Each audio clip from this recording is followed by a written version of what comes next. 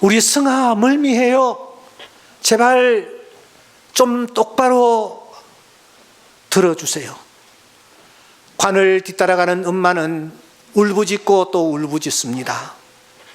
관이 웅구차에 실릴 때에 엄마는 관을 붙잡고 놓으려 하지를 않습니다.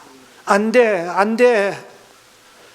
그 관이 화구에 들어갔다가 한숨의 재가 되어 나왔을 때에 엄마는 승아야, 승아야 하며 외치고 또 외쳤습니다. 며칠 전에 여러분들이 아시는 대로 어린이 보호구역, 스쿨존이라고 하죠. 어린이 보호구역 그 내에서도 인도를 따라 천천히 걸어가던 배승아라는 9살 배기 어린아이가 갑자기 덮친 음주운전 차량에 의해서 그가 세상을 떠나고 말았습니다. CCTV를 확인해 보니 운전자는 소주 반병 정도를 마신 게 아니라 몸을 가눌 수 없을 정도의 술에 취해 있었습니다. 그 상태로 운전대를 붙잡았고 결국은 그 귀한 생명을 그는 세상을 떠나게 만들었습니다. 장례식이 진행되던 그날 엄마는 처음부터 끝까지 딸의 손때가 묻은 인형을 가슴에 꼭 품고 있었습니다. 드디어 유골함이 낙골 땅에 안치될 때에 그 유리문이 닫힐 때에 안 돼, 승아야, 내가 먼저 가면 어떡하니? 엄마는 혼자 어찌 살라고? 승아야, 안 돼, 안 돼 하면서 그 유리문을 붙잡고 울부짖었습니다. 엄마 다시 올게. 내일 또 올게. 건강하게 또 올게. 사랑해. 아이의 유골을 차마 뒤에 두고 엄마는 발을 옮길 수가 없었습니다. 그래서 엄마는 오열하고 또 오열했던 것입니다. 여기 무덤가에 한 여인의 울음소리가 들립니다. 1절에 보시면 새벽 아직 어두울 때였다고 했습니다. 그때에 한 여인의 울음소리가 그곳에서 들렸던 것입니다. 도대체 그 여인이 울었던 울음은 어떤 울음이었을까요? 성경에는 크게 두 종류의 울음을 우리에게 소개합니다. 하나는 다크레오라는 울음입니다. 이 울음은 소리를 내지 않고 우는 울음입니다. 그렇게 우는 경우가 있지 않습니까? 그저 눈물만 줄줄 흘리는 그런 울음입니다. 요한복음 11장 35절에 보면 마르다와 마리아가 오라버니를 잃고 주께서 여기 계셨다면 내 오라비가 죽지 아니하였겠나이다 이렇게 탄식하는 그 마리아와 마르다의 눈물을 보신 주님, 당신도 친히 눈물을 흘리셨습니다. 예수께서 눈물을 흘리시더라. Jesus wept. Jesus wept. 성경 중에서 가장 짧은 이 11장 35절 단 두 단어로 되어 있는 이 단어가 우리의 가슴을 아리게 하는 것입니다. 그런데 그때 주님은 다크레오 하셨습니다. 소리를 내어서 우시 않고 주님은 눈물을 흘리셨습니다. 또 하나의 울음이 있습니다. 그것은 클라이오라는 울음입니다. 애간장이 녹아내리는 소리를 낼 수밖에 없는 오랫동안 계속하여 통곡하며 우는 울음입니다. 저 배 밑창으로부터 깊은 곳에서 터져 올라오는 울음입니다. 세상의 베들레헴에 왕이 탄생했답니다. 그러자 왕으로 있던 헤롯이 눈이 뒤집혔습니다. 자기가 당연히 왕인데 왕이 탄생했다니 이게 대체 말이 되는 얘기냐? 그래서 이 헤롯은 사람들을 베들레헴에 보냅니다. 그리고 베들레헴에서 태어난 2살 배기 이내의 사내 아이들을 전부 칼로 살해를 해버립니다. 여러분, 갑자기 생명처럼 키우던 내 사랑하는 자식이 2살 아래라는 이유 하나 때문에 살해를 당하여 세상을 떠나고 말았습니다. 이 모습을 바라본 부모들, 자식을 잃은 부모들의 심정이 어떠했겠습니까? 그때의 마태는 그 베들레헴에 일어났던 그 참상을 보면서 그는 이렇게 기술을 하고 있습니다. 라마에서 슬퍼하며 크게 통곡하는 소리가 들리니 라헬이 그 자식을 위하여 애곡하는 것이라. 통곡했다. 이때 사용되었던 단어가 글라이에오입니다. 그러므로 이 글라이오는 가장 고통스러울 때, 가장 힘이 들었을 때, 어찌할 수 없을 때에 내지르는 울음이라고 할 수 있습니다. 그런데 그 클라이오가 오늘 본문에 등장을 하고 있습니다. 아니, 반복되고 있습니다. 여러분 11절을 한번 보시기 바랍니다. 울고 있더니 울면서 클라이오입니다. 13절을 보십시오. 천사들이 우느냐 묻습니다. 클라이오입니다. 예수님께서 15절에 어찌하여 울며 했습니다. 클라이오입니다. 무려 4번이나 이 클라이오가 반복이 되는 것입니다. 4번의 반복은 더 이상 강조하려고 해도 할 수가 없을 정도의 강조입니다. 그 어둠이 가시지 아니한 그 새벽에 다른 곳도 아닙니다. 며칠 전 그 몸서리치도록 처참한 일이 벌어졌던 그 현장, 그 언덕에서 이런 새벽에 정적을 찢는 소리가 들리는 것입니다. 간장이 녹아내리는 듯한 울음, 클라이오의 울음, 여인의 입에서 나오는 울음이 지금 울려 퍼지고 있는 것입니다. 여러분, 이 여인이 왜 어떤 연유로 이렇게 클라이오하고 있습니까? 우리가 이 사건 전후를 유심히 좀 살펴보노라면 또 하나 반복되는 단어가 등장합니다. 다시 말씀드리면 이 클라이오와 함께 등장하는 단어가 있단 말입니다. 그게 뭡니까? 블레포라는 단어입니다. 보다. 여러분 1절을 주목하십시오. 막달라 마리아가 무덤에 와서 돌이 무덤에 옮겨진 것을 보고 블레포. 5절을 주목하십시오. 놓인 것을 보았으나 블레포. 6절 들어가 보니 블레포. 세마포가 보였고 블레포. 8절 그때야 무덤에 먼저 갔던 다른 제자들도 들어가 보고 블레포. 11절 마리아는 무덤 밖에 서서 울고 있더니 울면서 굽혀 무덤 안을 들여다 보니, 계속해서 이 본다라는 단어가 등장하는 것입니다. 그러니까 오늘 이 사건을 중심으로 클라이오라는 단어와 블레포라는 이 단어가 서로 마치 경쟁을 하듯이 지금 등장을 하고 있습니다. 이것은 이 여인이 클라이오한 이유가, 그렇게 애절하게 울었던 이유가, 그렇게 애간장이 녹는 울음을 터뜨린 이유가 블레포 때문이었다라는 것을 우리가 알 수가 있는 것입니다. 그러면 이 여인이 도대체 무엇을 보았기에 그가 이렇게 애절하게 울고 있단 말입니까? 본문을 다시 한번 보십시오. 이 여인이 본 것이 무엇입니까? 무덤입니다. 무덤을 막은 돌입니다. 시신을 쌓아두었던 세마포입니다. 머리를 쌌던 수건입니다. 빈 무덤입니다. 무덤 밖입니다. 무덤 안입니다. 한결같이 그녀가 지금 보고 있는 것은 죽음과 관련된 것들입니다. 이 죽음과 관련된 것들은 도대체 무엇을 상징합니까? 여러분, 죽음과 관련된 이 모든 것들은 절망과 탄식과 한숨과 패배와 실패와 상실을 상징합니다.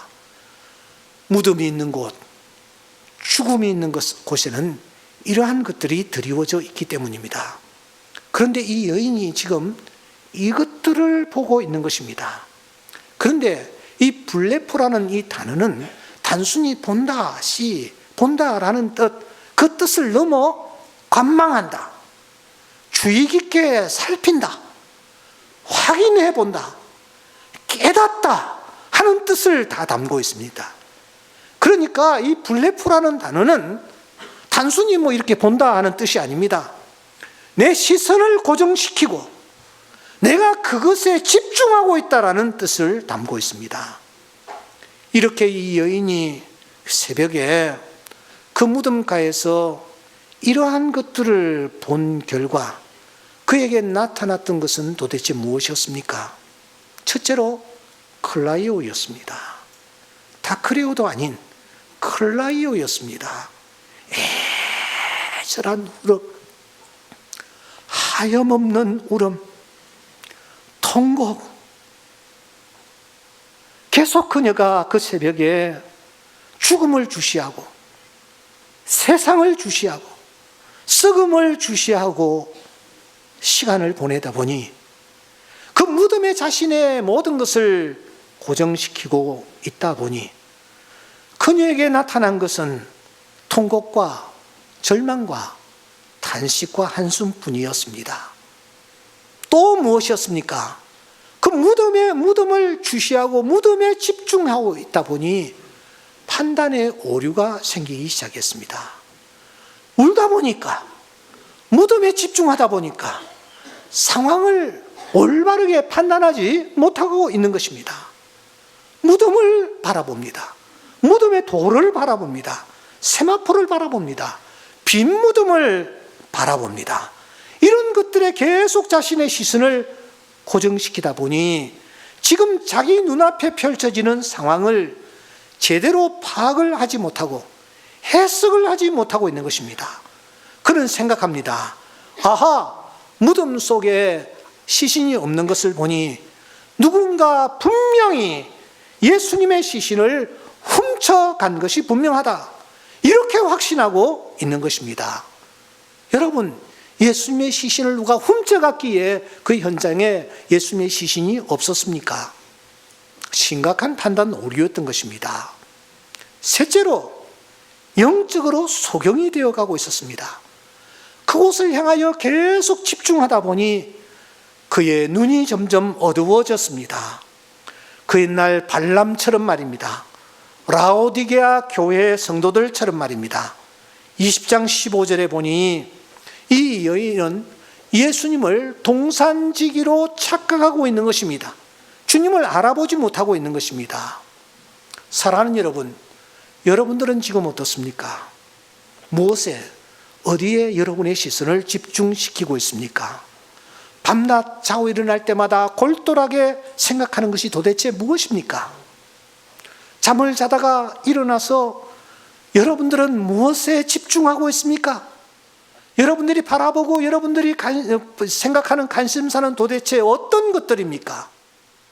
그래서 얻은 것들, 그래서 얻은 결과는 도대체 무엇입니까? 혹시 이 여인처럼 클라이오는 아닌지요? 판단의 오류를 계속 범하고 있는 것은 아닌지요? 더 나아가 신앙생활을 한다 하면서도, 예수님을 따른다 하면서도 영적으로 오류를 범하고 영적으로 어두워진 상태에 머물러 있지는 않습니까? 만일 오늘 내가 세상의 것에 집착하고 세상에 썩어질 것에 내 시선을 집중시키다가 슬픔에 젖어 있다면, 수없이 판단의 미스를 하고 있다면, 무엇보다도 영적으로 어두운 상태에 놓여 있다면, 여러분들은 오늘 이 아침 이 강단에서 흘러내리는 메시지에 귀를 기울이셔야 합니다. 왜냐하면 이것을 극복할 수 있는 유일한 길을 오늘 성경이 우리에게 제시하고 있기 때문입니다. 여러분, 그게 무엇입니까? 20장 14절을 주목하시기 바랍니다. 이 말을 하고 뒤로 돌이켜 저는 이 말씀을 주목하고 있습니다. 이 여인이 울고 있었습니다. 이 여인이 사랑하는 여러분, 판단의 오류를 범하고 있습니다. 더 나아가 이 여인이 영적으로 점점 어두워진 상태에 있었는데 이 모든 것들을 지금 극복할 수 있는 놀라운 메시지를 오늘 14절은 담고 있는 것입니다. 이 말을 하고 뒤로 돌이켜 그녀가 돌이켰다라고 했습니다. 이는 무슨 뜻입니까? 그가 지금까지 집중해 있던 무덤과 관련된 것들, 캄캄함, 이 모든 것에서 그가 시선을 돌렸습니다. 시선을 옮겼습니다. 시선을 그가 옮겼을 때에 자신이 시선을 옮긴 바로 그곳에 누가 계셨습니까? 부활하신 주님, 사망의 권세를 깨치신 주님, 모든 것을 가능케 하시는 주님이 바로 그곳에 계신 줄 믿습니다. 그분이 계셨습니다. 그 순간, 그 주님을 보는 순간 이 여인에게 놀라운 일이 일어나기 시작했습니다. 놀라운 변화가 일어나기 시작했습니다. 여러분, 어떤 변화가 일어났습니까? 그녀에게 큰 기쁨이 찾아왔습니다. 마태복음 28장 8절에 보시면 무서움과 큰 기쁨으로 빨리 무덤을 떠나 이 여인이 기쁨으로 가득 찼습니다. 지금까지 클라이오, 슬픔과 애절함과 정말 간장을 다 쏟아내는 듯한 통곡에 사로잡혀 있었는데 이 여인에게 큰 기쁨이 찾아오기 시작했습니다. 클라이오 대신에 찾아온 은총의 선물입니다. 두 번째로 이 여인은 드디어 올바른 판단을 하게 되는 것입니다. 조금 전까지 무덤에 돌이 옮겨진 것을 보고 세마포가 개켜진 것을 보고 또 무덤이 비어있는 것을 보고 무엇이라고 판단했느냐? 누군가가 예수님의 시신을 옮겨갔다, 도둑질해갔다 이렇게 생각했습니다. 그런데 이제는 아닌 것입니다. 무덤에 돌이 옮겨진 것, 세마포가 개켜진 것, 무덤이 비어있는 것, 이것이 도대체 무엇을 의미하는지를 그가 똑바로 해석하게 되었습니다. 여러분, 상황이 바뀐 것이 아닙니다. 상황은 하나도 바뀌지 않았습니다. 조금 전에 본 그대로였습니다. 그런데 동일한 상황을 놓고 이제 이 여인이 제대로 이해를 하는 것입니다. 바르게 해석을 하는 것입니다. 다른 시각으로 그 상황을 지금 바라보며 읽고 있는 것입니다. 올바른 판단을 했다라는 것입니다. 세 번째로 그의 영적 눈이 열려지기 시작했습니다. 자기 앞에 서 계신 분을 그는 동산지기로 알았습니다. 그런데 그게 아니라는 것입니다. 부활하신 예수님, 살아계신 예수님, 오늘 또 역사하신 주님이라는 사실을 그가 확신하게 되었습니다. 그래서 28장 9절 말씀해 보시면 여자들이 나아가 그 발을 붙잡고 경배했다라고 말하는 것입니다. 영적 눈이 밝아지니 조금 전에 계신 내 뒤에 계신 나를 찾아오신 바로 그분이 나의 주님이시요 나의 하나님이라는 사실을 그가 깨달았던 것입니다. 사랑하는 여러분, 이와 같이 이 시선을 어떻게 옮기느냐, 어디로 옮기느냐 하는 것은 아무리 강조해도 모자람이 없습니다. 중요합니다. 믿음은 시선입니다. 따라해 봅시다. 믿음은 시선이다. 아멘입니까? 내가 믿음의 눈으로 무엇을 바라보느냐, 어디를 바라보느냐, 여기에 모든 것이 다 결정이 되는 것입니다. 우리는 이런 찬양을 가끔씩 부르고 있습니다. 내게로부터 눈을 들어 주를 보기 시작할 때 주의 일을 보겠네. 할렐루야. 내 작은 마음 돌이키사 하늘의 꿈꾸게 하네. 주님을 볼 때 우리 다 같이 한번 해볼까요? 모든 시선을 주님께 드리고 살아계신 하나님을 느낄 때 내 삶은 주의 나사가 되고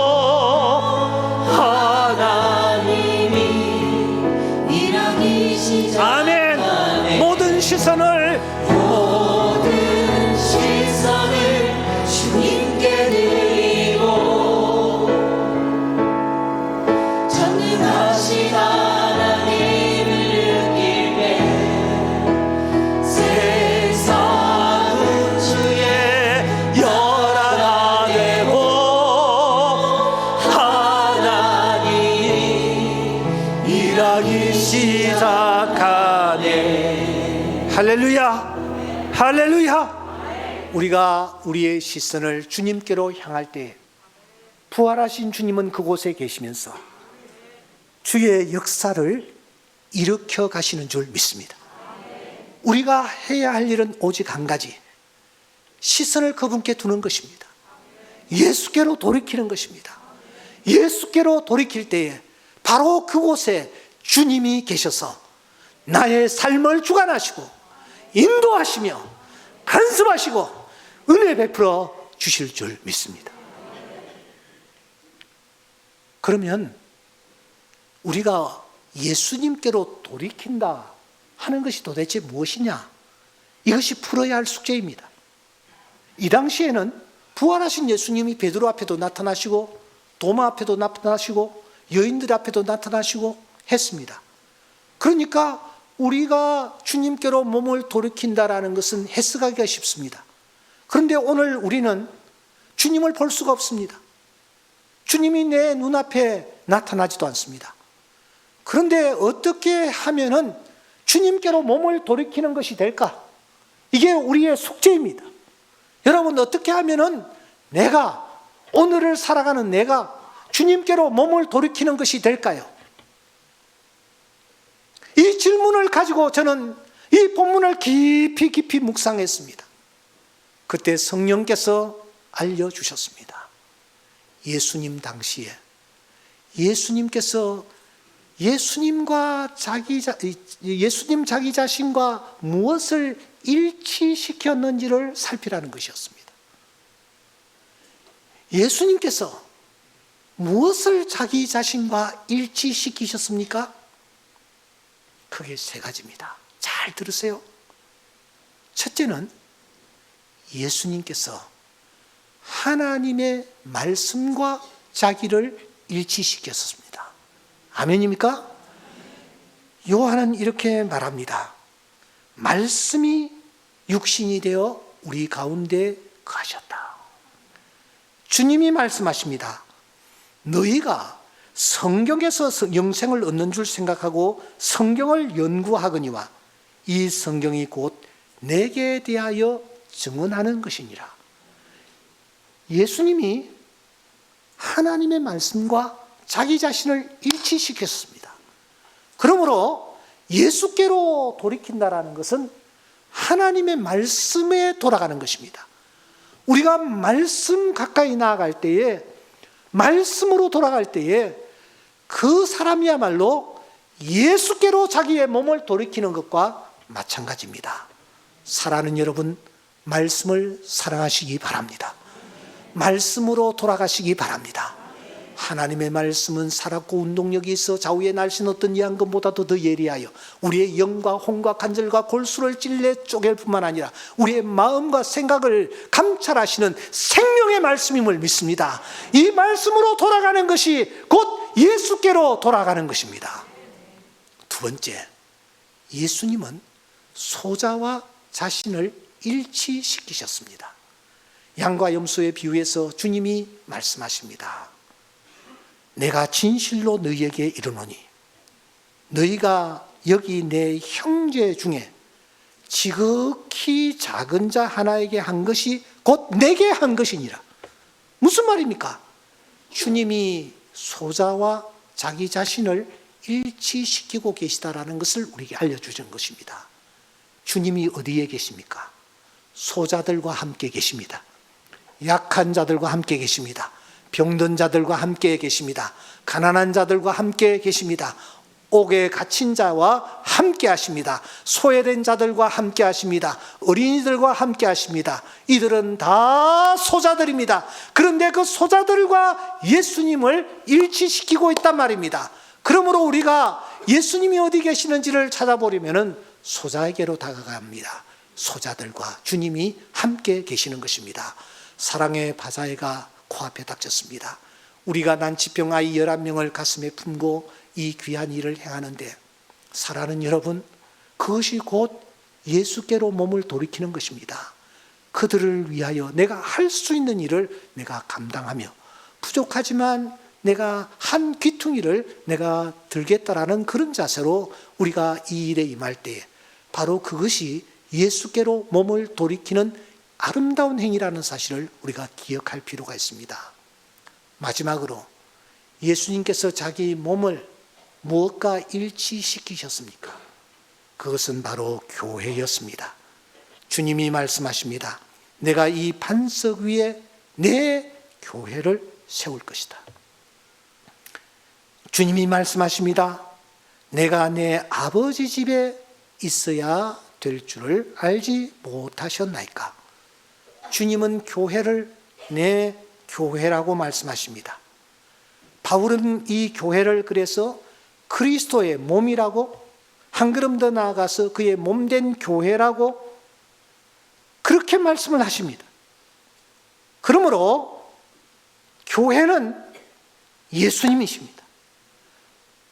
교회에 내가 나아가는 것, 그것은 바로 주님께로 나아가는 것입니다. 내가 교회를 하나님이 세우신 귀한 공동체로 생각하고 그곳에 집중하는 것, 이것이 곧 내 시선을 예수님께로 옮기는 것과 마찬가지입니다. 말씀과 소자와 교회, 이 세 가지에 내 시선을 집중시키는 것, 내 관심사를 거기에 쏟아붓는 것, 그것이 곧 우리 예수님께로 돌아가는 아름다운 모습입니다. 사랑하는 성도 여러분, 여러분들은 지금 어떤 상황에 놓여 있습니까? 여러분들의 관심사는 어디에 있습니까? 예수님께로 시선을 돌이키는 것, 그것은 내가 주님 앞에서 말씀에 집중하며 소자에게 집중하며 주의 몸된 교회에 집중하는 것이 바로 예수님께로 내 시선을 돌리는 것이요, 예수님께로 돌아서는 아름다운 행위입니다. 그곳에서 우리는 부활 주님을 만나게 될 줄 믿습니다. 이제 말씀을 마무리하겠습니다. 사랑하는 성도 여러분, 그러면 내가 말씀에 집중하고 더 나아가 내가 소자에게 집중하고 더 나아가 내가 교회에 집중하는 것을 어떻게 나타내 보일 수 있느냐, 증명할 수 있느냐? 어떻게 여러분 증명할 수 있습니까? 내가 말씀에 집중하고 내가 소자들에게 집중하며 내가 하나님의 교회에 집중한다라는 것을 무엇으로 증명해 보일 수 있겠느냐라는 것입니다. 주님이 마지막 하신 말씀이 있습니다. 오직 성령이 너희에게 임하시면 뭐요? 너희가 권능을 받고, 다 같이 읽읍시다. 예루살렘과 온 유대와 사마리아와 땅끝까지 이르러 내 증인이 되리라 하시. 그렇습니다. 내가 말씀에 집중하고 내가 소자에게 집중하고 내가 교회에 집중하는 것을 무엇으로 증명할 수 있느냐? 바로 이 말씀입니다. 내가 예수 그리스도를 부끄럼 없이 다른 사람들에게 전하는 증인의 삶을 살아가는 것입니다. 그래서 지난 주일 부활절 우리가 영광스러운 예배를 드리면서 오후 시간에 이 부활절 칸타타를 시온찬양대에서 하나님 앞에 올려드렸습니다. 제가 이 칸타타 곡을 하나 구해서 보니까 제목이 증인들이었습니다. 증인들. 모두 8곡으로 구성되어 있었는데 마지막 곡도 제목이 증인들이었습니다. 한번 마지막 부분을 한번 들어보도록 하십시다.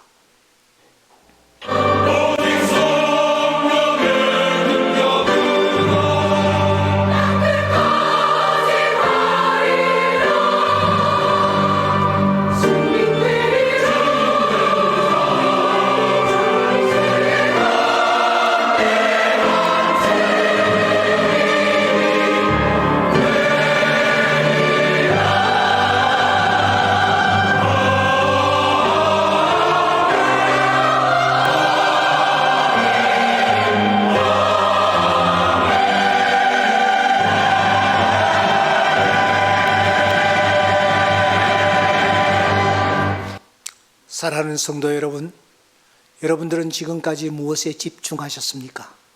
무엇에 여러분의 시선을 고정시키고 있습니까?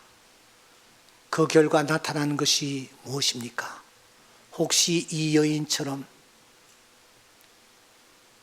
애절한 눈물만 흘리고 있지는 않습니까? 수없이 판단의 미스를 거듭하며 여기까지 이르지는 않았습니까? 영적으로 점점 어두운 상태에 놓여 있지는 않습니까? 주님이 부활하셨습니다. 부활하신 주님이 지금 찾아오셨습니다. 시선을 돌리기만 하십시오. 부활하신 주님께서 슬픔 대신에 기쁨이 내 안에 찾아오도록 은혜를 입혀 주실 것입니다. 부활하신 주님을 우리가 바라볼 때에 더 이상 삶의 현장에서 판단의 오류를 하지 않게 해주시고 지혜로우신 성령께서 나의 걸음을 인도해 주실 것이며 내 마음과 생각을 지배해 주실 줄 믿습니다. 더 나아가 내가 그분에게 고정시키면 나의 영이 점점 맑아지면서 영적으로 더 밝은 신앙의 인물이 되게 하여 주실 줄 믿습니다. 오늘 이 은혜가 이 예배에 참석한 우리 모두에게 넘칠 수 있기를 주의 이름으로 축원합니다. 탕자가 저 먼 곳에 가서 허랑방탕하다가 누가복음 15장 17절에 보면 스스로 돌이켜 했습니다. 스스로 돌이켜 돌아올 때에 아버지는 묻지 않습니다. 너 어디서 뭘 했느냐? 재산들은 다 어떻게 허비했느냐? 호통치지 않았습니다. 그저 품에 안고 팔을 어금맞겨 안고 살찐 송아지를 잡고 큰 잔치를 배설하며 죽었다가 살아난 내 아들이라고 말씀하셨습니다. 우리가 이 시간 주님께로 돌이키는 것입니다. 그때 그곳에 계시는 부활 주님이 우리를 안아주시고 우리에게 기쁨을 허락하여 주시며 우리와 함께 하셔서 제대로 된 판단을 하게 해주시며 더 나아가 우리의 영이 더욱더 맑아져 주님과 동행하는 삶을 살 수 있도록 은혜해 주실 줄 믿습니다. 이 은혜가 오늘 이 예배에 참석한 우리 모두에게 넘칠 수 있기를 주의 이름으로 축원합니다. 기도하십시다.